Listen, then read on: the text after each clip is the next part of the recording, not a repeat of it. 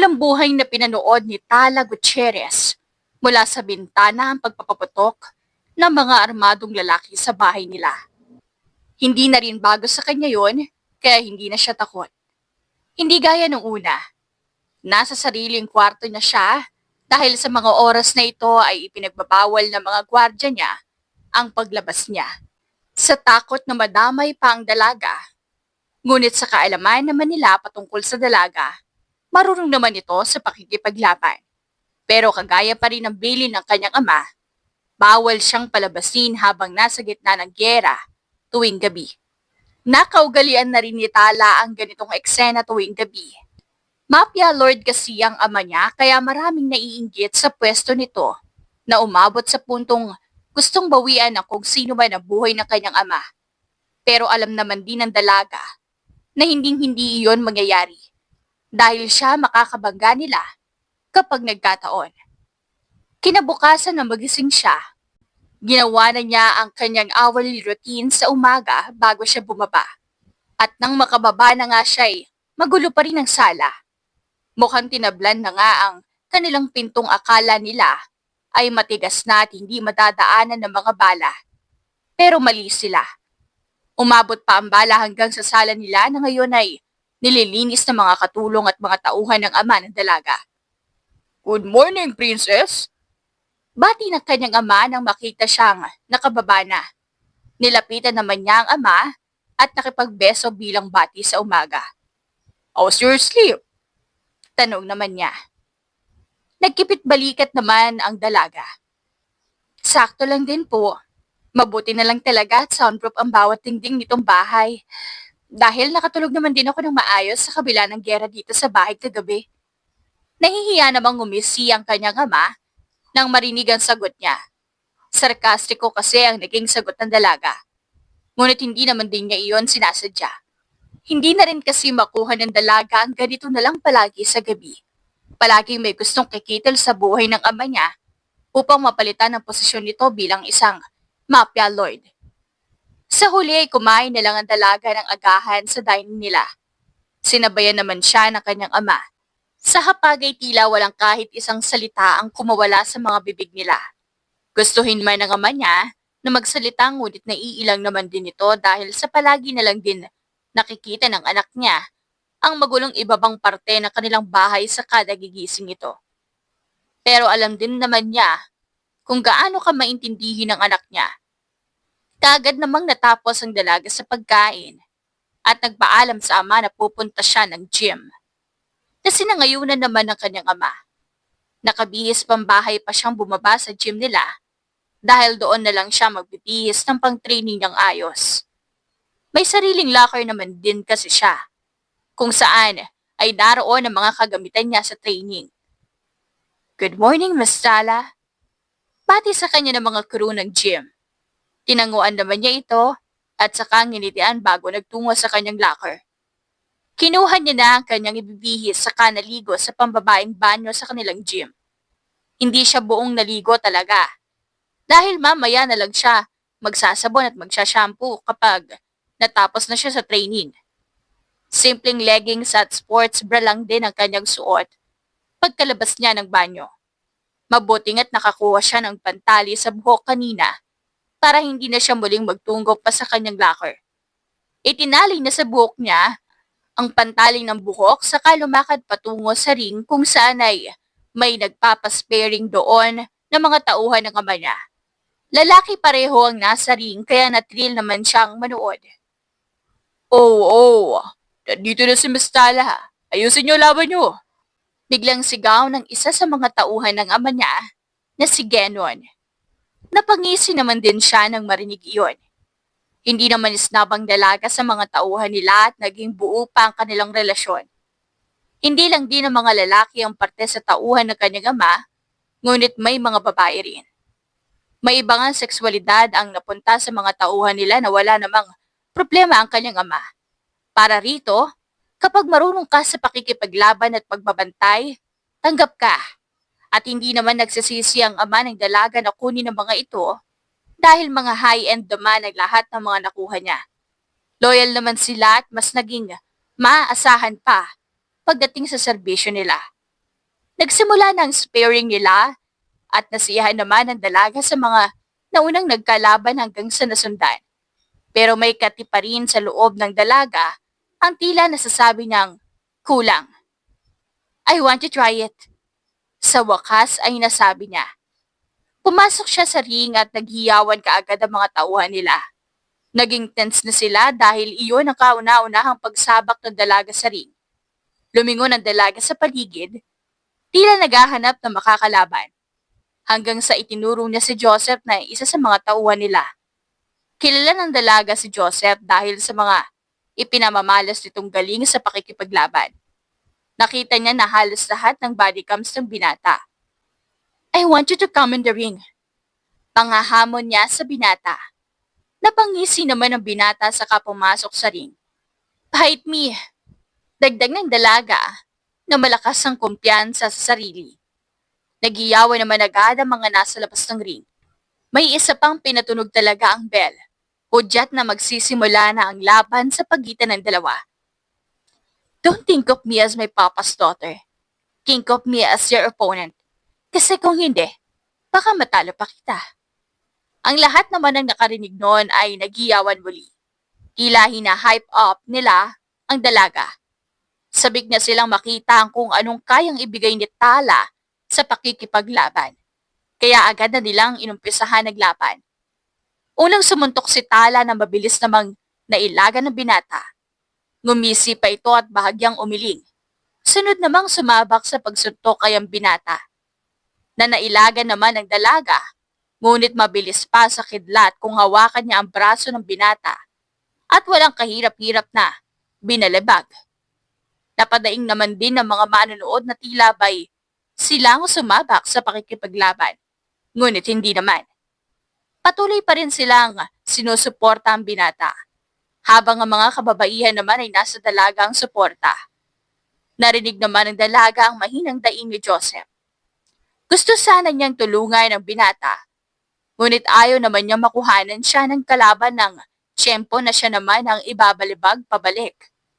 Malakas ang pangkutob ng dalaga na nakuha naman niya sa kanyang ama at ina. Pero specifically, sa ina talaga niya nakuha ang malakas nitong pandama. Ilang rounds ang nakonsumo ng dalawa at si Tala lang ang lamang pagdating sa puntos. Magaling talaga ang dalaga sa pakikipaglaban at walang duda kung bakit ngayon ay nilamon ng binata ng sakit sa katawan. Napangisi si Tala nang makitang nakahiga na lang si Joseph sa lapag ng ring. He was helpless and defeated. Totoo nga ang sabi-sabi na hindi basta-basta ang dalaga. Kaya naman ay mabilis na nag-alok ng kamay ang dalaga at inabot ito sa binata, handang tumulong sa pagtayo. Masaya naman din itong tinanggap ni Joseph. What a nice sparring time, Tala. Bati niya sa dalaga. Likewise, Joseph. Hindi ka pa rin nagbabago. Natatalo pa rin talaga kita. Natatawang sagot ng dalaga. Kaya nang matapos na sila sa ring, ay kaagad na silang bumalik sa mga estasyon nila. Bigla kasing tumunog ang phone nila sa gym. Udyat na may misyon na naman sila. Kaya sa huli ay si Tala na lang ang naging tao sa gym. Ayos lang din naman sa dalaga dahil masasolo niya ang banyo. She can fully go in the bath naked. Nang matapos na rin siya sa pagliligo, ay kaagad na siyang umakyat sa bahay nila nang nakatuwalya lang. Marami siyang plano sa araw na iyon at ang isa roon ay bisitahin ang mall kung saan ay magsa-shopping muna siya para kumpletuhin ang kanyang sleepwear. Nasa isip na rin kasi niyang maging independent na lang muna upang hindi na gaanong aasa sa ama niya. Gusto niyang mag-explore at ranasin ang buhay mag-isa, nang walang ibang kasama, kundi siya lang muna. Pero ayaw naman din niyang magsinungaling na iyon talaga ang reason. Matapos niyang bisitahin ang shop na pinagbilhan niya ng sleepwear, ay dumaan muna siya sa isang stall, kung saan ay una niyang nasilayan ng lalaking nagpatibok at nagpapahinto sa mundo niya sa tuwing dadaan siya rito. At hindi nga siya nagkamali. Naroon na lalaking natitipuhan niya. Mabuti na lang talaga at may suot siyang sunglasses at scarf. Pwedeng-pwede siyang mag-disguise.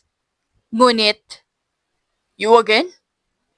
Sabi ng lalaki gamit ang sarkastikong tono habang nakatingin sa kanya. "Akala mo ba hindi kita makikilala dahil may suot kang sunglasses at scarf?" Nabigla naman ng dalaga at bagyan ng laki ang mata. Pareho ring nag-init ang mga pisngi niya. Ha? Miss Tala Gutierrez, you already locked your spot in our complex. Hindi ko alam kung anong rason mong pabalik-balik ka rito. Napaawang ang bibig ng dalaga. Hoy, grabe ka naman. Aniya sabay tanggal ng scarf niya sa bibig. Itinaas din niya ang sunglasses niya sa ulo niya para mas makita pa niya ng buo ang lalaki. Hindi ba pwedeng titingin-tingin lang? Hindi na yan titingin-tingin lang. That's obviously stalking. Pambabara ng lalaki sa dalaga sabay krus ng mga braso sa dibdib. Excuse me? Your excuse, may trabaho pa ako. Tila hindi naman din makapaniwala si Tala sa natamo niyang sa sandaling iyon. Gwapo nga ang natipuhan niya. Ngunit hindi naman maamo ang ugali nito. Tila ba'y kabaligtaran ng salitang gwapo ang ugali niya. Wala na siyang magagawa dahil nasungitan siya ng lalaki. Ngunit hindi naman niya maiwasang hindi mag-react sa gawin ng lalaki. Nang makita niya nga panay ang ngiti niya sa mga babaeng nagpipigil ng tili pagkalapit sa kanya.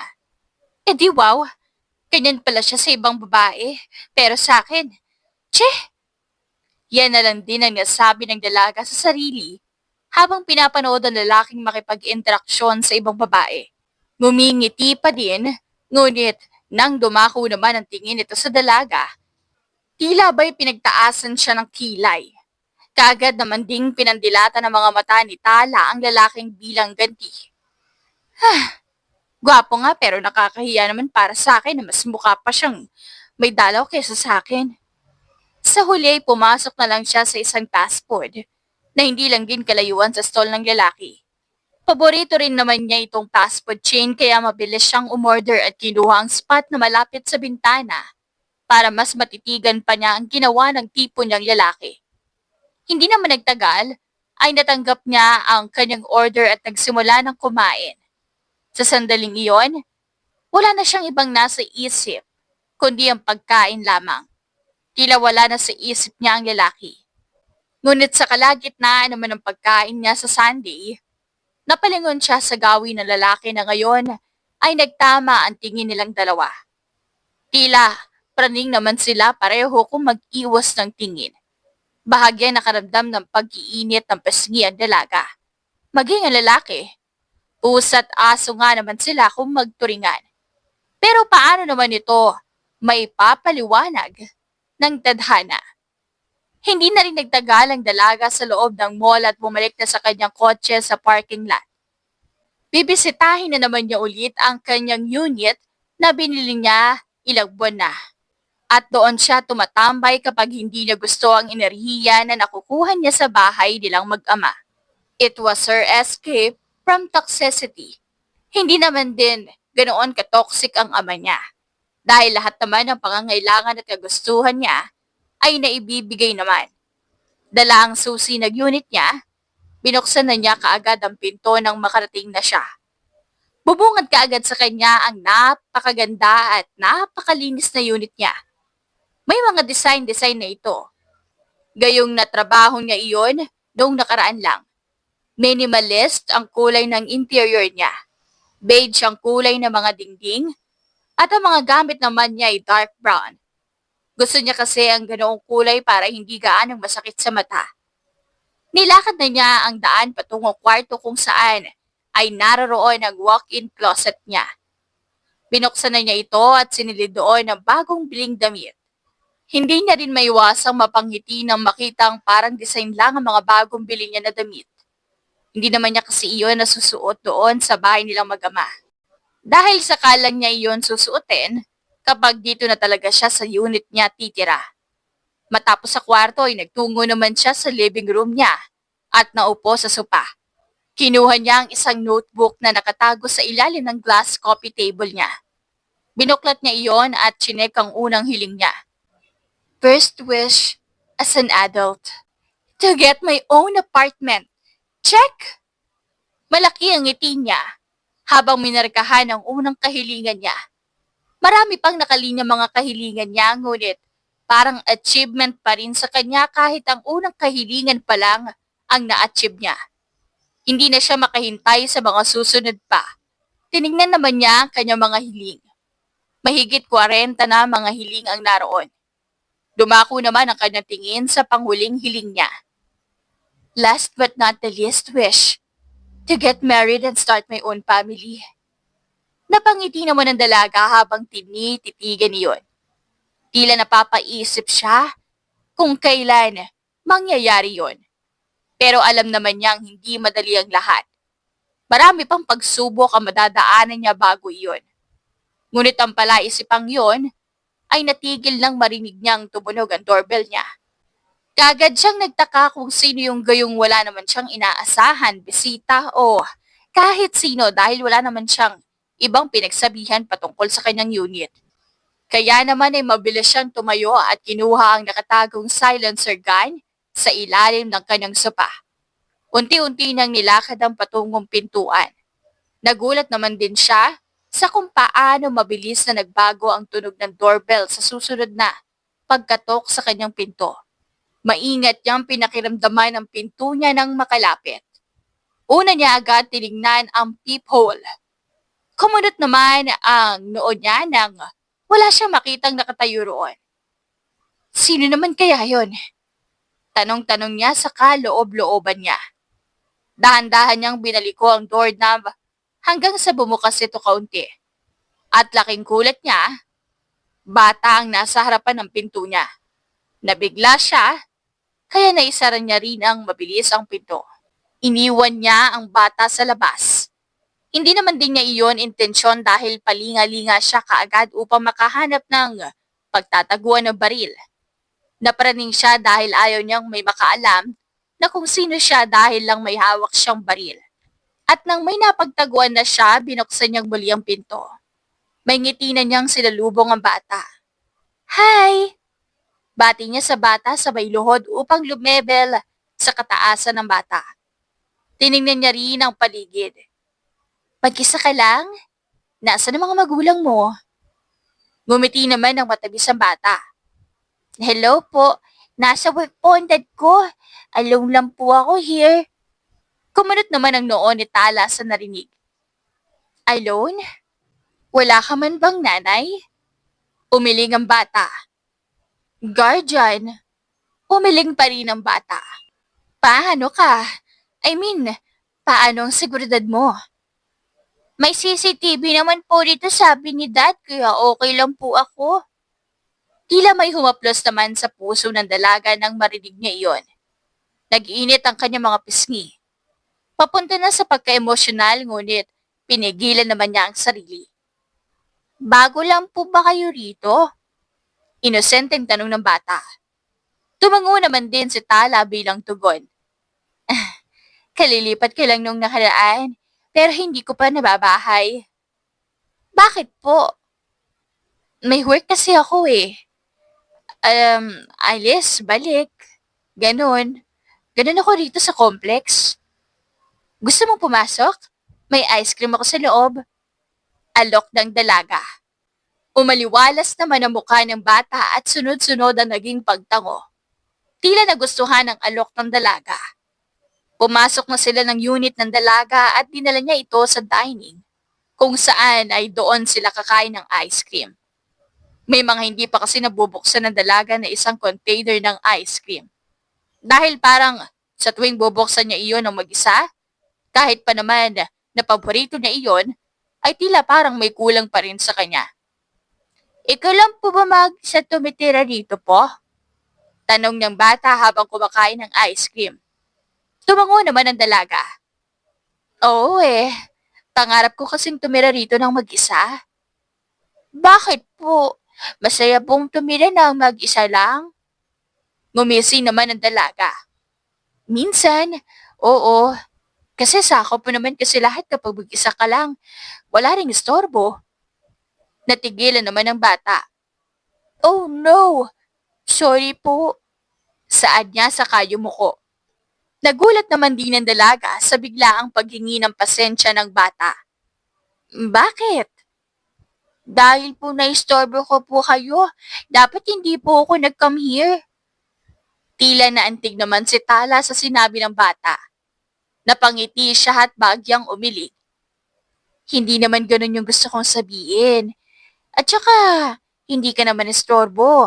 Happy nga ako na ikaw ang first visitor ko dito eh. Aniya sabay himas ng ulo ng bata. Umaliwalas na namang muli ang ekspresyon ng bata at nagangat ng tingin sa dalaga. Wala na ang tila malungkot nitong ekspresyon dahil sa inakalang nakakaistorbo siya sa dalaga. Totoo po ba? First visitor niyo po ako? Ngiting tanong ng bata. Tinabay sabik na marinig ang sagot ng dalaga. Tumango naman ang dalaga sabay sagot ng, "Oh, ikaw pa lang." OMG! Yay! Sa kasiyahan ng bata ay wala sa sarili itong nakayakap sa dalaga. Nabigla naman din si Tala. Ngunit gumanti naman din ito ng yakap. O sige na, kainin mo na yung ice cream mo at baka hinaharap ka na ng mga magulang mo. Payo ng dalaga sa bata. Sumunod naman sa payo ang bata at kumain ng muli. Hindi naman din nawala sa pagkita nila habang kumakain ng kwentuhan. Ngunit sa hindi naasahan, ay may kumatok na naman sa pinto ng dalaga. Napahinto ang dalawa sa pagkain tila na bigla roon. Kinuha niya ang atensyon ng bata at nginitian ito. Baby, dito ka muna ha? I will check who's on the door, okay? Tapos, kung may mangyari, don't hesitate to hide, okay? Tanong niya sa bata na tinanguan naman ito. Hide po? Bakit? Maglalaro po tayo? Inosente namang tanong ng bata pabalik. Napangiti naman ng dalaga. Hindi niya alam kung paano baliktarin ang kwento sa bata. Ngunit nakitaan naman niya iyon ng potensyal. Kaya tinanguan niya ang bata at pinaghintay sa dining.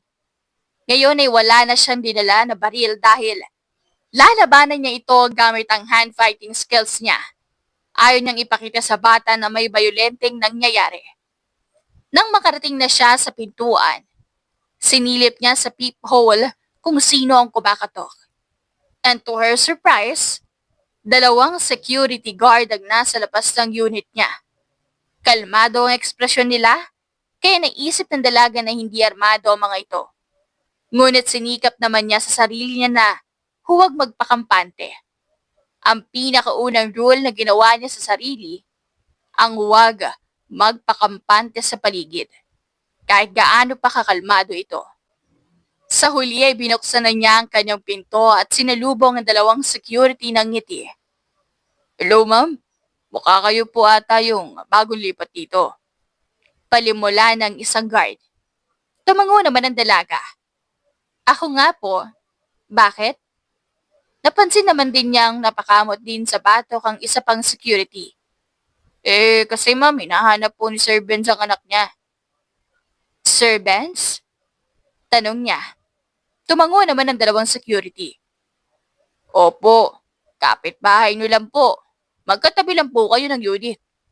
Sagot naman ng security. Akmang magtatanong ulit siya nang biglang hinatak ang pinto niya dahilan para mas magbukas ng tuluyan ang unit niya.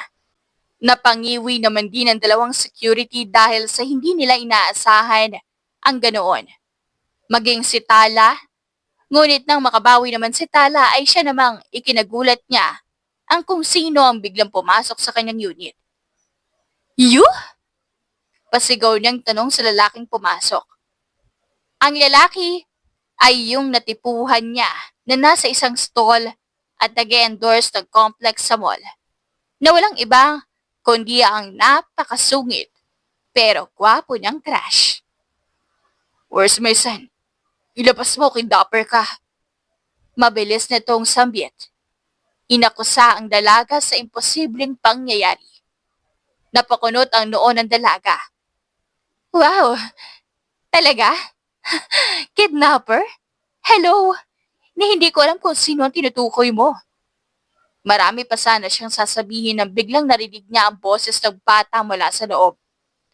Papa! Hiyaw ng bata at masayang lumundag patungo sa ama. Napaluhod naman ng ama at kaagad na niyakap ang anak. Mahigpit ang yakap nito na hindi naman nasasakal ang bata. Pagkatapos ay nilayo niya ng bahagya ang anak sa kanya at tiningnan mula ulo hanggang paa. Tiningnan ng maigi kung may sugat o kung nasaktan ba ito. Nasaktan ka ba? Paninigurado niyang tanong sa anak. Ngunit umiling naman ang bata. Napaawang naman ang bibig ng dalaga at napatawa pa ng sarkastiko. Oy naman, nasaktan ka ba? Panggagaya niya sa lalaki. Paanong masasaktan ng bata kung siya naman ang nagkusang loob na dumalaw sa akin, Aber? Naiirita niyang tanong sabay cross ng mga braso sa dibdib. Opo, Papa. Nagkampo ako sa place niya. Then we ate ice cream. Kwento ng bata. Hindi naman po na-hurt si Hero. Look, I'm okay. Dagdag niya sabay ikot pa para ipakita sa ama na wala ngang nangyaring masama sa kanya. Hindi nagtagal, ay nagpaalam naman din ng dalawang security ngayong nahanap na ang bata. Humingi pa sila ng pasensya sa dalaga dahil alam naman nilang hindi naman talaga nakakapinsala ang dalaga dahil maamo naman ang mukha nito. Maging ang bata rin ay humingi ng pasensya sa kanya ngunit umiling lang ito at piniingot kaunti ang ilong nito. Huwag ka nga magsasorry, kulit mo eh. Natatawang paalala niya sa bata na humahagikik naman ang bata. Pwede ka naman mag-visit anytime. Lumiwanag naman ang mukha ng bata. Really po? Yes, really. Bibili pa ako ng ice cream para sabay tayo mag-eat. Umawang naman ang bibig ng bata. Wow! Promise po? Tanong nito sabay angat ng pinky finger. Tinanggap naman ng dalaga ang pinky nito. Pinky promise po. Humarap naman ang ama ng bata. Benz ang pangalan sa pagkakaalala niya. Otomatiko namang umangat ang kilay niya. Inunahan niya ito ng pagtaray.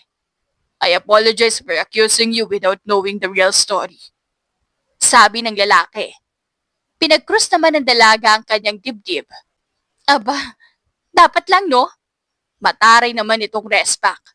I didn't mean to. Talagang hindi. Pambabara niya sabay tingin sa malayo. Narinig naman niya ang malalim na paghinga ng lalaki. Pwede mong patapusin mo na muna ako at huwag ka munang mambara. No. Di wag. Ganti namang sagot ng lalaki. Tila parang nasa isang romantic comedy ang dalawa sa eksena nilang iyon. Parehong ma-pride. Hanggang sa nakita na lang niyang umalis na ang lalaki at sumunod naman ang anak nito na humahagik-hik naman. Natatawa sa eksena ng ama niya at ng dalaga. Hindi pwede, Tala. Yan ang naging sagot ng ama ng dalaga nang sabihin na niya ang totoo sa ama ang patungkol sa unit niya. Pero pa, gusto kong mamuhay mag-isa. Gusto kong maging independent muna. Natigil naman ang ama niya. Independent? Ayaw mo na rito sa bahay? Ayaw mo na ako makasama? Bumuntong hininga naman ang dalaga. Papa, hindi naman po ganun. Of course, gusto ko pa rin makasama kayo, pero kasi gusto kong mamuhay muna ng sarili lang. I mean, sigurado ako na bago pa man ako dumating sa bahay ni Mama, ganyan din ang hiling nyo, na sana ay maging independent muna. Pero princess, Papa, kaya ko naman pong sarili ko. Tumabi naman ang dalaga sa couch, kung saan ay nakaupo ang ama niya. I've trained myself. Bihasa na po ko sa kung paano dumepensa sa sarili. Sige, ayan kitang mamuhay na mag-isa pero sa isang kondisyon. Kaagad namang nagpintig ang tenga ni Tala nang marinig ang sinabi ng ama niya. Nabuhayan ang puso niya ng pagkasaya dahil sa bibigyan siya ng ama niya ng pagkakataon. Ano po? You will participate in my upcoming transaction tonight with the USEX. Participate? Natanong ng dalaga sa sarili. Kagad niyang nakuha kung ano ang ibig sabihin nun. Kasali siya sa misyon. Tinanggap naman ng dalaga ang alok ng kanyang ama. Mabilis niyang hinalikan ang pisngi ng ama at kaagad na niyakap ng mahigpit. At nagpasalamat siya. Kasing bilis ng kidlat ay ang pagbaba niya sa gym. Tinungo niya ang kanyang locker at kinuha ang palagi niyang suot kapag training niya. Naligo siya saglit sa loob ng banyo. Saka nagbihis ng mabilis at tinungo na ang punching bag. Napansin naman din ng mga tauhan nila kung gaano siya ka-hyper mag-training. Sa bawat suntok niya sa punching bag, ay siya namang pag-swing nito na tila ba magaan lang ito. Tala made it look light.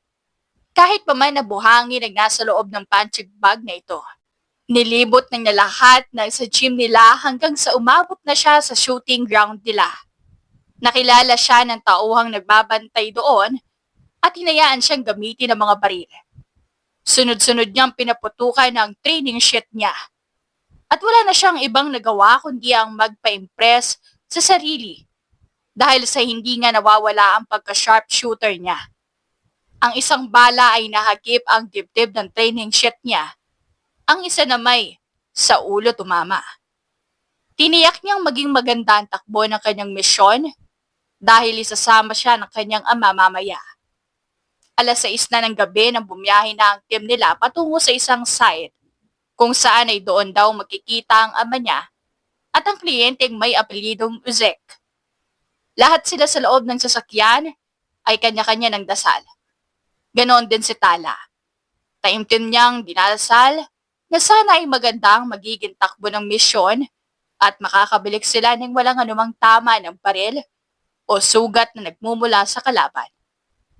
"We're here, Tim," anunsyo ng ama ng dalaga. Nalipat din ang tingin ng dalaga sa ama nito at sinserong pinakinggan ang plano ng kanilang pag-atake. "Hindi tayo aatake kung walang masamang ginawa sa atin. Ngunit sa sniper team naman, kung may makikitang hindi magandang intensyon, pwede lang kayong bumaril. Ang goal nyo ay kagaya ng nakasanayan. Dapat ligtas tayong lahat." Tumango naman ang lahat matapos marinig ang plano ng ama niya. Maging siya, nagdasal pa silang muli bago nag-deploy upang masecure ang kanilang kaligtasan.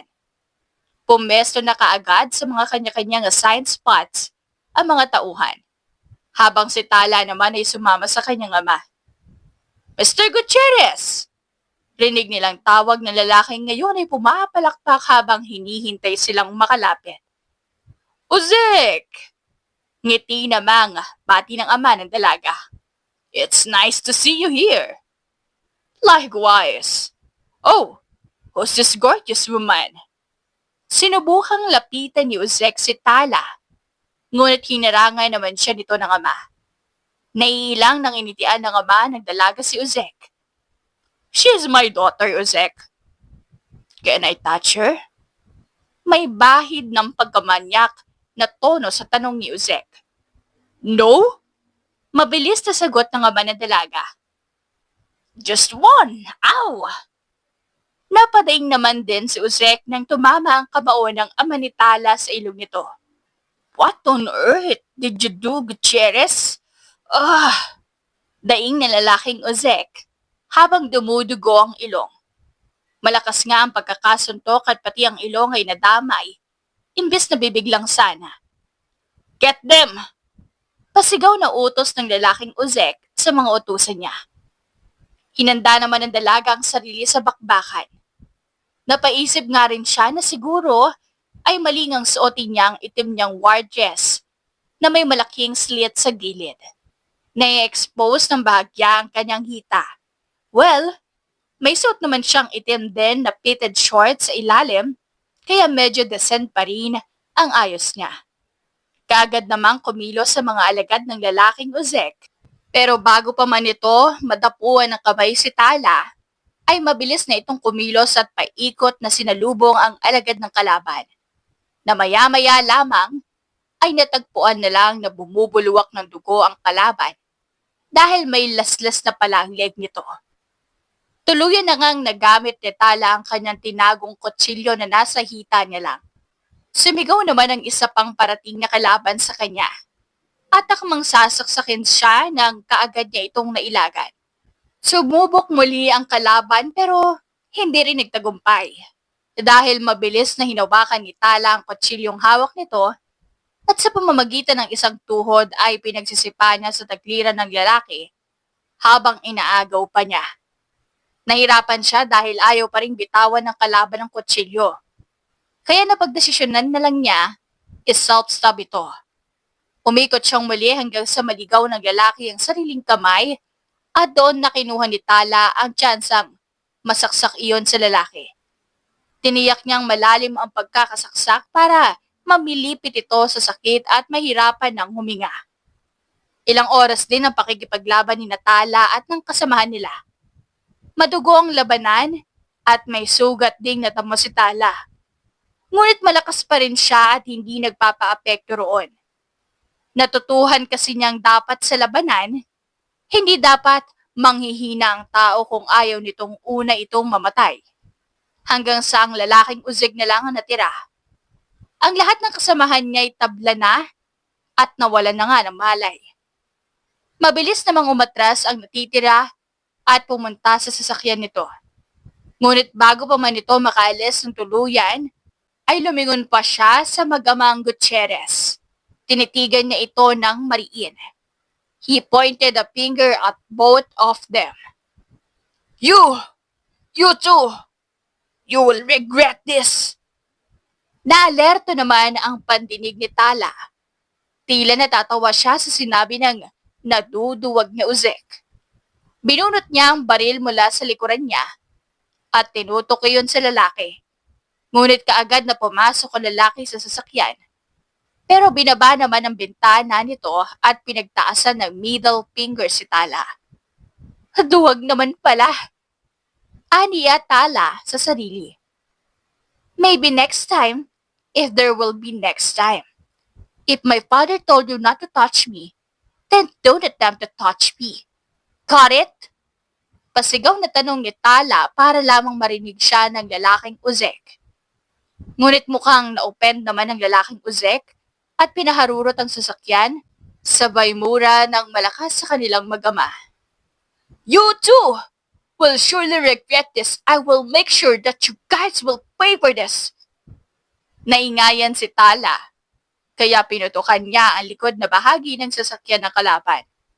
Gumapang naman ang takot sa sistema ng lalaking uzek, kaya hinarurot nito ng mabilis ang sasakyan. Natatawa namang pinadood ni Tala ang lumalayong sasakyan ng lalaki.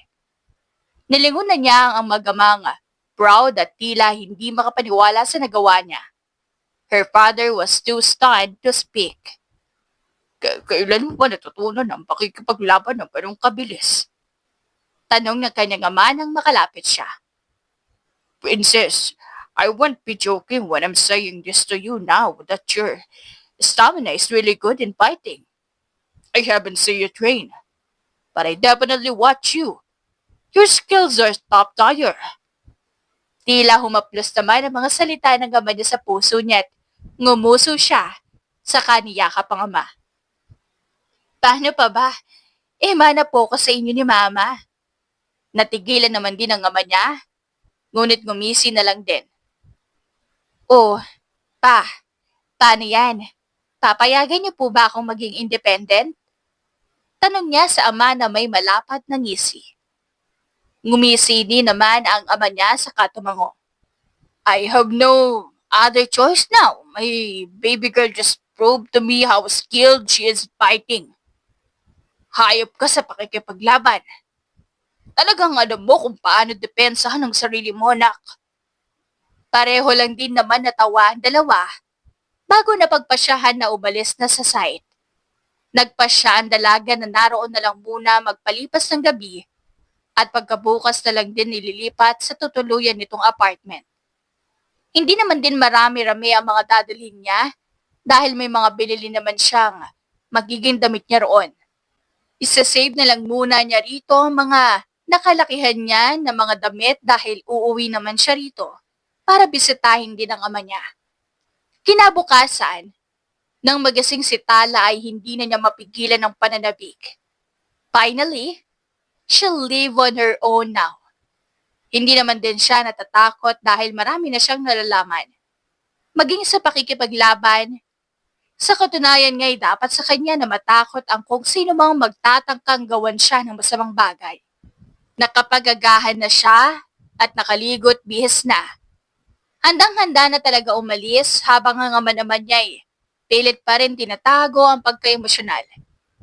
Hindi niya inaasahang dadating talaga ang puntong ito. Pero ganito naman din ang buhay. Hindi na rin niya pipilitin pang manatili si Tala dahil karapatan nitong mabuhay na kanya, gayong hindi na siya bata. Balitaan mo ko. Paalala ng ama niya sa kanya. Kaagad naman din itong tinanguan ni Tala sa kaniya kapangama. Palagi naman po, hindi po ako makakalimot, promise. Hindi rin nagtagal ang pagpapaalam. Dahil hindi na rin kaya pang pigilan ng ama ni Tala na pigilan ang emosyon niya. Alam naman din niyo ni Tala na talagang ayaw ng ama niya na magpakita ng emosyon gaya lamang ng pag-iyak o pagluha. Ang nasa isip niya kasi na kung luluha siya ay isa na siyang mahina. Because that's what her father thought all along as she grew up. Gaya rin kasi ng ama niya strict rin ang naging ama ng kanyang ama. Kaya ganoon na lamang ang akto niyang itatago na lang ang nararamdaman. Driving her Porsche, mabilis na nagmaneho si Tala palayo. Nakikita naman niya ang bulto ng ama sa kanyang rearview mirror. Pati siya ay nagiging emosyonal din dahil unang beses niya itong gawin. Na siya lang talaga. Pagkarating naman niya sa complex ay kaagad niyang nakita ang mga nakasobreng mensahe na nasa labas ng kanyang pintuan. Kinuha niya ito at dinala papasok ng unit niya. Doon niya iyon babasahin. Lahat ng mga mensahe ay patungkol sa welcome note na mula sa complex handler at isang imbitasyon sa isang party. Ang mga tumitira sa complex ang mga dadalo. At kayong isa na siya sa tumitira sa complex, ay naimbitahan na rin siya. Nasiyahan naman siya sa balitang natanggap at kaagad nang nag-isip nagsusuotin dahil ngayong gabi iyon gaganapin. Sa gitna ng pagbabasa sa mga sulat, ay narinig niyang tumunog ang kanyang doorbell. Hindi na siya nagabala pang maganda ng baril dahil alam na niya kung sino ang nagpapatunog nun. At hindi nga siya nagkamali dahil nang makita niyang sa labas ang anak ni Benz. Nakangiti ito sa kanya. Hello po, you're back now. Maligayang bati ng bata sa kanya. Hi po. Lumuhod ng dalaga at lumebel sa height ng bata. Yes, I'm back now po. Ang tagal mo pong nawala, hanap ka po ni Pa. Hiro! Tila hindi natapos ang sinasabi ng bata nang biglang lumitaw ang figura ng ama ng bata na nasa likod na nito. Humagikik naman ang bata saka tinakpan ang sariling bibig niya. Nagangat naman ang dalaga ng tingin sa ama ng bata. Mata sa mata ay tinitigan niya ito na para bang may kinukuhang impormasyon dito. Pinanliitan lang din siya ng mga tanang lalaki. What took you so long? Hero's been looking for you. Sabi ng lalaki. Napaisip naman ang dalaga ng, So? Hero pala ang pangalan ng anak niya ha? In fairness, maganda ang pagkakapangalan niya. Amoy polvo. Ngunit tinaasan naman ng dalaga ng kilay ang lalaki. Tila binaliwala ang sinabi nito. Hedo naman ngayon. Anak mo naman na naghahanap sa akin at hindi ikaw. Natigilan naman ng lalaki sa sinabi ng dalaga. Kahit kailan talaga, napakasama ng ugali nitong babaeng to. Sa isip-isip niya. Ngunit wala naman din siyang ibang magagawa dahil gusto ng anak niya ang dalaga at komportable ito kapag kasama siya. Kaya wala siyang magagawa kundi pakisamahan na lang silang dalawa. Natigil naman ang bangayan nila nang biglang tinawag ng bata ang dalaga. Miss Ate! Natigilan pa ng bahagya ang dalaga nang marinig ang kung ano ang tinawag sa kanya ng bata.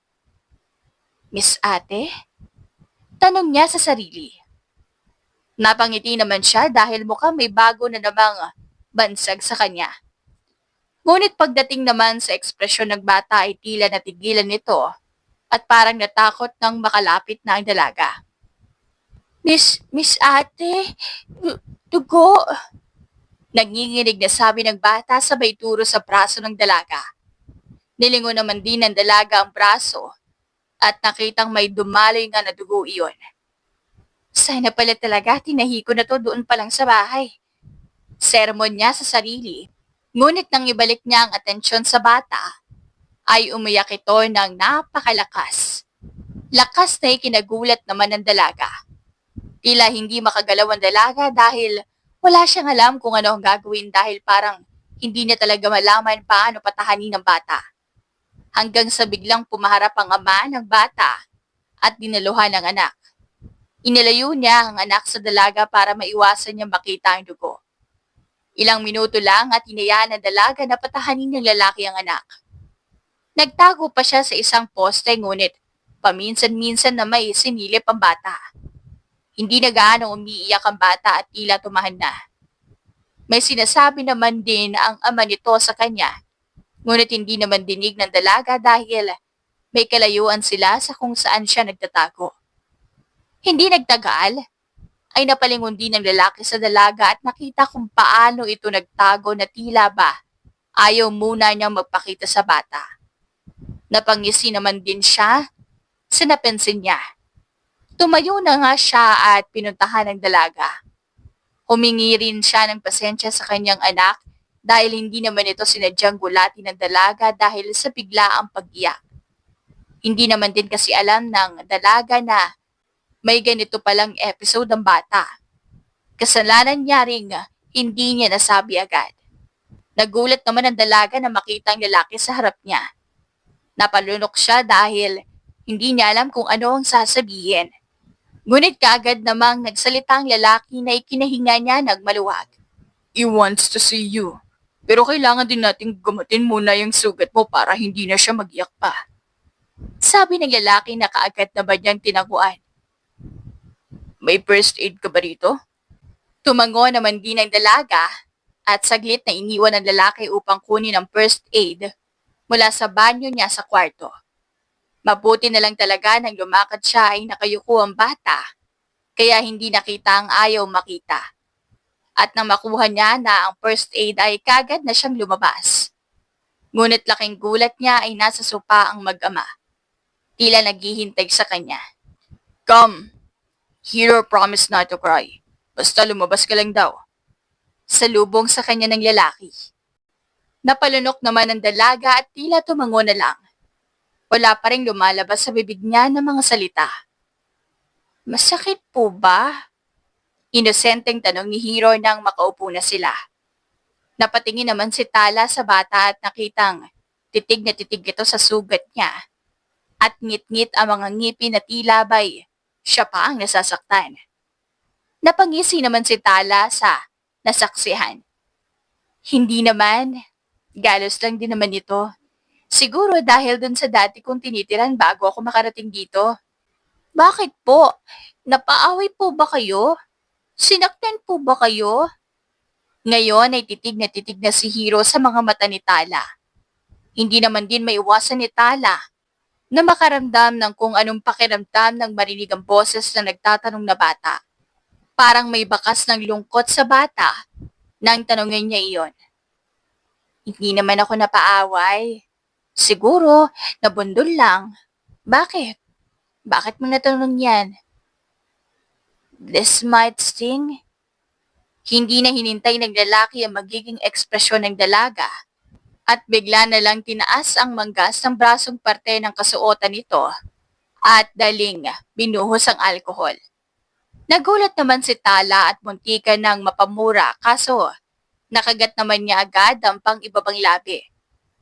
Napigilan niya ang sarili dahil may bata sa harapan niya. Hinilot naman ng bahagya ng lalaki ang balikat ng dalaga para kumalma ang katawan niya mula sa pakiramdam ng hapti. At nang makalma na si Tala ay saka lang nito pinunasan ang nag-aagusag dugo hanggang si pinaikutan niya na ito ng gaza. Mahigit ilang oras ang inabot nilang dalawa kahit na yun lang din ang ginawa. Nakatulog na rin si Hero sa sopa ni Tala. Matagal nga talaga ang inabot nila at ganoon na lang ang nadatnan nila sa bata. Paano ba naman marami ang dugong umaagos mula sa sugat ng dalaga. Hindi lang kasi iyon galos dahil kinailangan iyong tahiin ng lalaki na sa kabutiang palad ay natahi naman. May background kasi ang lalaki sa medical field kaya may kaalaman nito sa paggamot. Tinitigan ni Tala ang lalaking nasa isang sofa kaharap niya. Nakatitig ang lalaki sa anak na mahimbing ang tulog. I don't know where you really got that wound. Pero, kailangan mong punan ng atensyon yan upang hindi magka-infeksyon. Payo ng lalaki.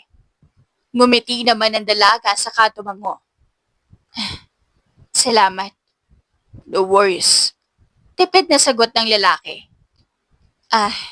Tala Gutierrez. Pakilala niya sabay abot ng kamay. Nagulat naman ang lalaki ngunit kalaunay tinanggap naman ang kamay ng dalaga. Benz Manaloto. Then, yes, Hero Manaloto. Tanong ng dalaga habang tinitigan ang batang natutulog sa sopa niya. Tumango naman ang lalaki. Yep. Nasaan ang nina niya? Natigilan ng lalaki, hindi inaasahan ang tanong ng dalaga. Hero's a product of a one-night stand.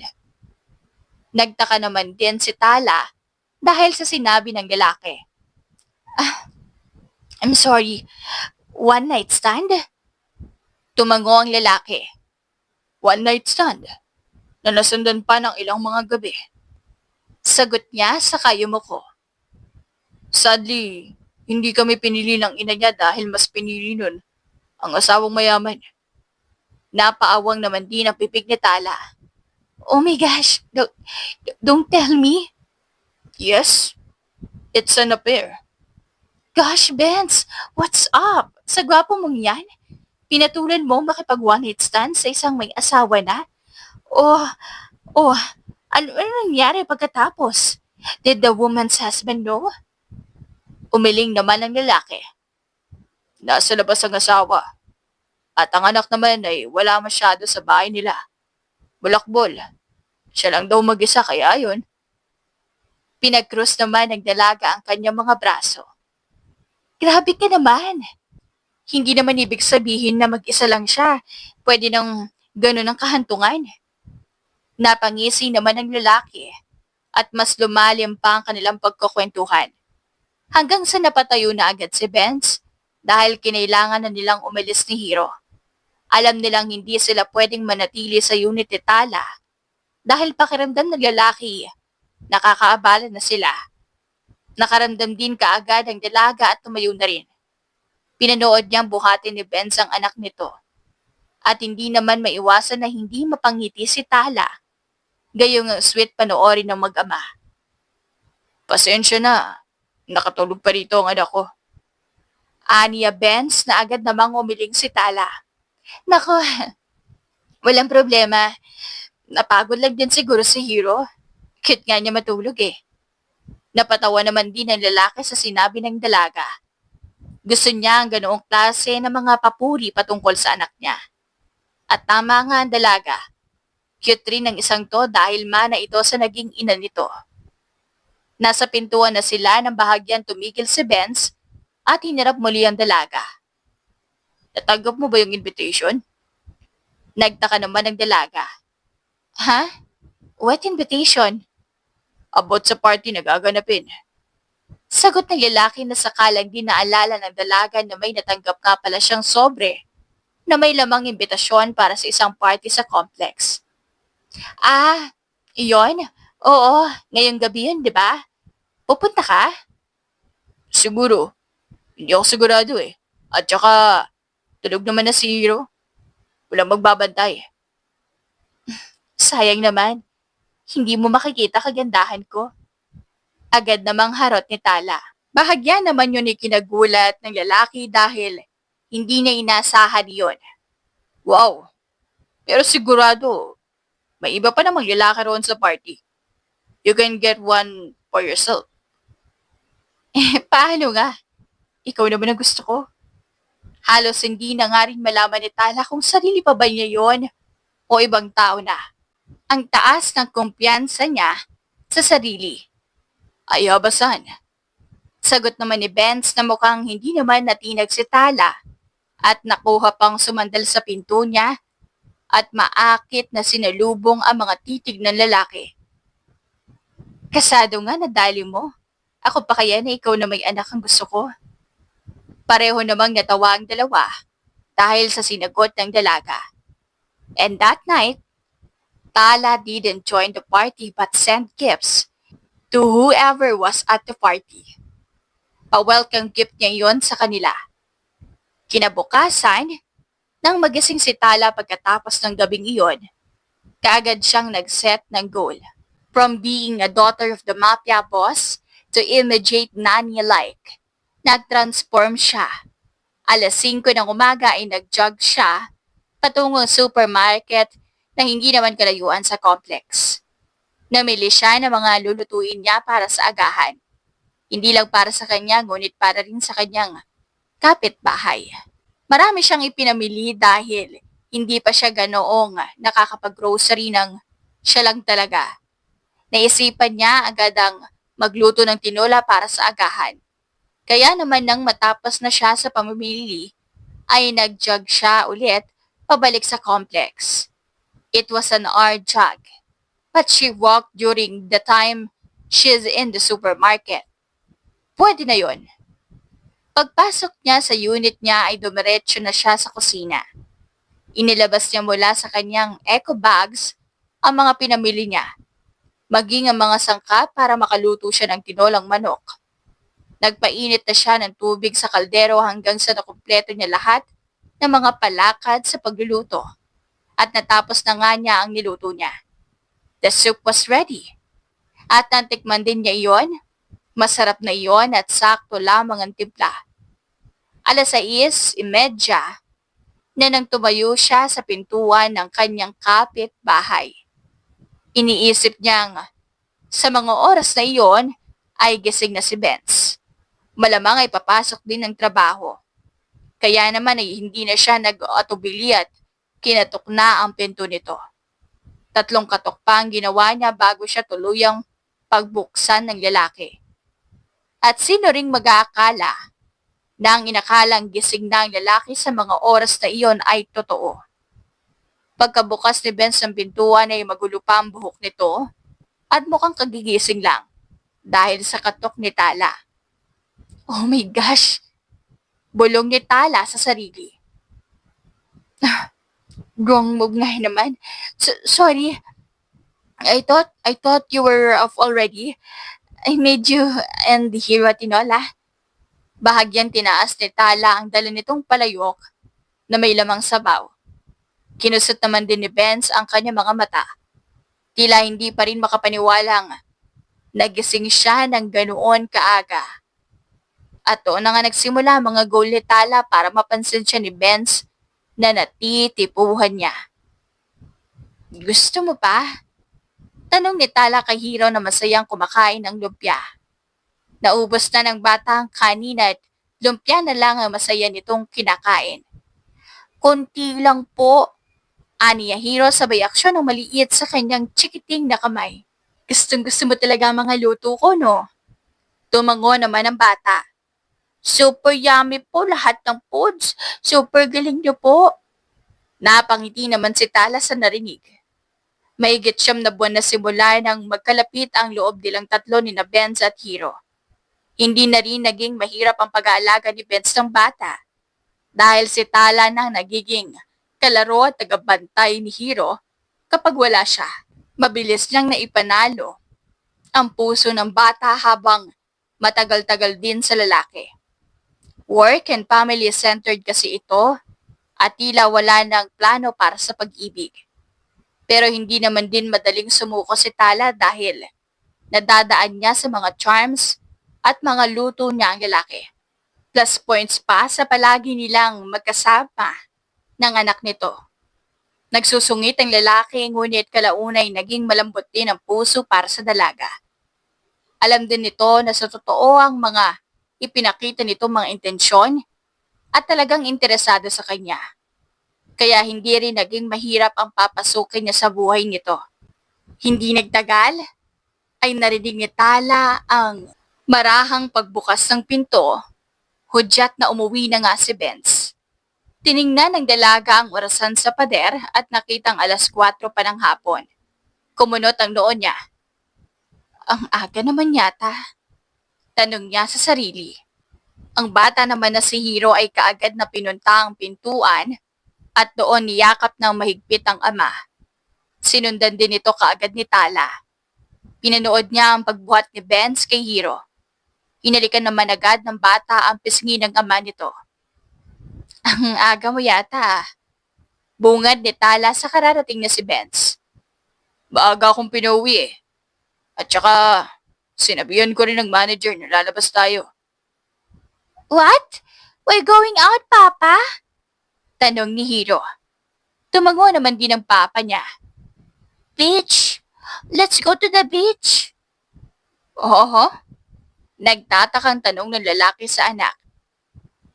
Ayaw mo na sa theme park? Humiling naman din ang anak. Ayaw mo na po? Love ko naman po ang park pero gusto ko po kayong nakikita yung sun. Nagtataka rin naman tinignan ni Benz ang anak bago sumingit si Tala sa pagitan nilang mag-ama. I taught him about sunsets. Ani at Tala. Humiwalay naman ang bahagya ang bibig ng lalaki nang marinig iyon. Tila namangha siya. Huwag mo mamasamain. It's just that. Nakita niya ang mga Polaroids ko. Nakita niya din yung kuha ko sa papalubog na araw dun sa Boracay. Okay lang. Alam kong napaka-kuryoso ni Hiro sa mga bagay-bagay at hindi ko pa siya kailanman nadadala sa dagat at kasabay manood ng sunset. Talaga ba? Oh my gosh ha? Naiiwan ka na pati anak mo. Dinaway mo pa. Natatawang tugon ni Tala sa lalaki. I think now's the chance. Palipat-lipat ang tingin niya kay Hiro at Tala. Punta tayo sa beach. Paganunso nito na ikinasaya naman ng anak. Mama Tala, pupunta na tayo sa beach. Yay! I can see the sunset na. Maligayang anunsyo rin ni Hiro kay Tala. Hindi na nagulat si Tala nang tawagin siya ni Hiro ng mama. Dahil simula nang makalapit sila ng bata, ito na ang tawag sa kanya. Napansin kasi niya na para na siyang ina ng bata dahil magkasama sila at parati siyang katuwang ni Hiro. Yap, kaya naman magpunta ka na sa kwarto mo tapos magbihis ka na. Alam ba ng baby boy ko kung paano magbihis? Tanong ni Tala, sabay tinaguan ng bata at nagbadaling umalis. Pinagmasdan ni Tala si Hiro habang mabilis itong pumunta sa kwarto. At tuwang-tuwa siya sa pagkakaroon ng oras ni Benz para sa anak. Habang naghahanda sila, sinabi ni Benz, You should really come. Na sinagot ni Tala ng, Talagang sasama ako, no? At nagtawanan sila. Naging masaya ang lahat habang nagpunta sila sa dagat. Doon, habang tinatanaw ang paglubog ng araw, nagsabi si Benz, I want to thank you. Pero pinutol agad ito ni Tala. Huwag na muna. Romantic yun kung nandun na tayo. Nagulat si Benz, ngunit hindi niya maiwasang ngumiti dahil sa mga sorpresa ni Tala. Nang magkasama na sila, halos magtama na ang kanilang mga labi na biglang marinig nila ang sigaw ni Hiro na kinidnap na mga armadong tao. Nagmadaling tumayo si Tala at kaagad tinawagan ng ama. Ozek strikes again pa. Hiro was abducted by his men. Sabi ni Tala. Agad na inutusan ng kanyang ama ang mga bantay na tumulong kay Tala at magbigay ng backup. Habang naghahanda, pinigilan siya ni Benz na huwag mag-isa. Why won't we call the police? Nasa delikadong sitwasyon ang anak ko. Sabi ni Benz, ngunit sagot ni Tala, Trust me with this. Hindi kakayanin ng pulisya ang kumidip sa anak mo.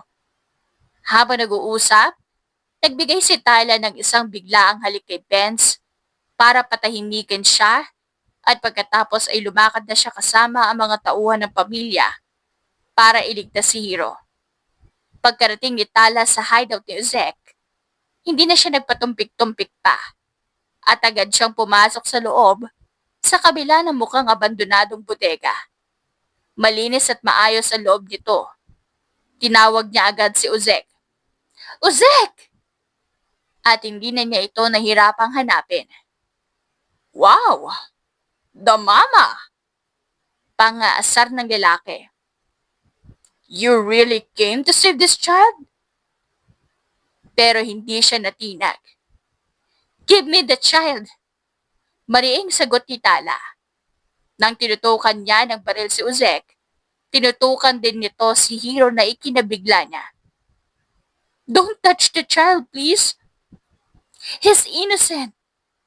Pakiusap ni Tala. Sa isang iglap, pinaputukan niya si Uzek sa leeg. Nagkalat ang dugo at agad niyang nilusob ang isa pang kalaban para mailigtas si Hiro. Matapang niyang pinabagsak ang mga kalaban, kahit nasugatan siya sa braso. Pagdating ng mga tauhan ng ama ni Tala, tuluyan ng nasagip ang sitwasyon. Nakita ni Tala si Hiro sa gilid.